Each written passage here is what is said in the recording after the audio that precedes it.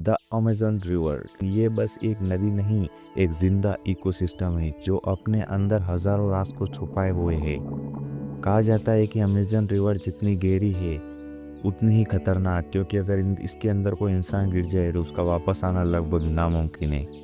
आज हम बात करने वाले हैं उस नदी की जहाँ ज़मीन सांस लेती है और पानी खून पीता है। अमेज़न रिवर साउथ अमेरिका का हार्ट कहा जाता है। ये शुरू होती है पेरू के एंडीज माउंटेन से एक छोटी धारा के रूप में, लेकिन जैसे जैसे ये ब्राज़ील की तरफ बढ़ती है ये एक लिक्विड कॉन्टिनेंट का रूप ले लेती है, जिसकी लेंथ है 6400 किलोमीटर से भी ज़्यादा और इसकी चौड़ाई है 40 किलोमीटर से भी ज़्यादा। इसकी वाटर वैल्यू है दुनिया के टोटल फ्रेश वाटर का 20% अमेज़न नदी से आता है।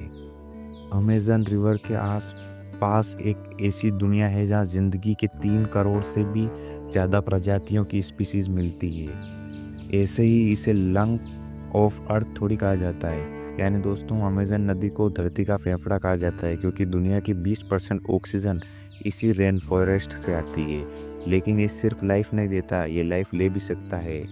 यहाँ के जंगल में इतने खतरनाक जीव पाए जाते हैं जिनके बारे में सुनकर ही आपकी रूह कांप जाए। टाइटोनोबोआ पाया जाता था जो करीब 60 फीट लंबा था। ये इतना विशाल सांप था जो मगरमच्छों को भी निगल जाता था, और कई वैज्ञानिकों का मानना है कि आज भी वो सांप इस जंगल में हो सकता है। इलेक्ट्रिक ई जो एक झटके में 600 वोल्ट का करंट प्रोड्यूस करती है और किसी को भी, समझ लेना, पहुंचाने के लिए काफ़ी है। द ग्लास फ्रॉग एक ट्रांसपेरेंट फ्रॉग जो पारदर्शी है पूरी तरीके से।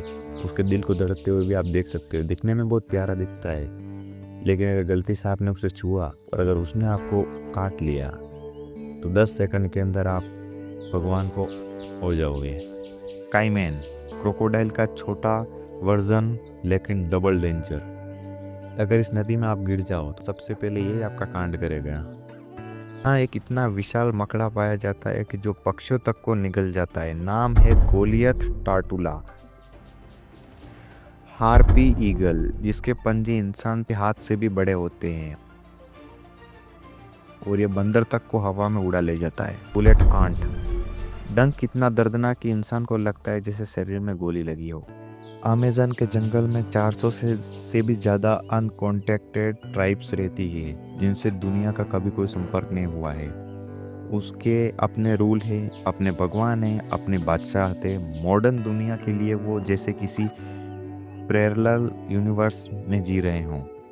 साइंटिस्ट जब भी सैटेलाइट से अमेज़न के ऊपर रिसर्च कर रहे होते हैं उन्हें छोटे छोटे हंट्स, फायर पिट्स और टूल्स मिलते हैं, पर जैसे ही कोई उनके पास जाने की कोशिश करता है वो ट्राइब अपने जंगल को बचाने के लिए हमला कर देते हैं।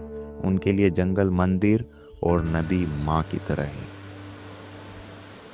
अब तक आपने अमेज़न नदी की खूबसूरती के बारे में सुना होगा, लेकिन दुनिया की सबसे खूबसूरत नदी होने के साथ साथ ये दुनिया की सबसे खतरनाक नदी भी मानी जाती है, क्योंकि इसके पानी के नीचे कुछ ऐसे राज छुपे हैं जिनका जवाब आज तक साइंस के पास भी नहीं है। बॉइलिंग रिवर, अमेज़न के एक हिस्से में एक पानी उबलता है जिसका टेम्परेचर 90 डिग्री सेल्सियस तक चला जाता है। साइंटिस्ट अभी तक समझ नहीं पाए हैं कि यह नेचुरल वाटर आ कहाँ से रहा है। और सबसे शॉकिंग, नासा के सैटेलाइट ने अमेज़न के नीचे एक पूरी सिविलाइजेशन का मार्क डिटेक्ट किया है।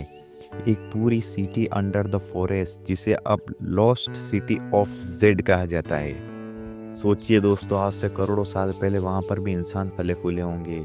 वहाँ पर भी एक अपनी सभ्यता थी, वहाँ भी इंसान रहते थे, इंसान सांस लेती थी।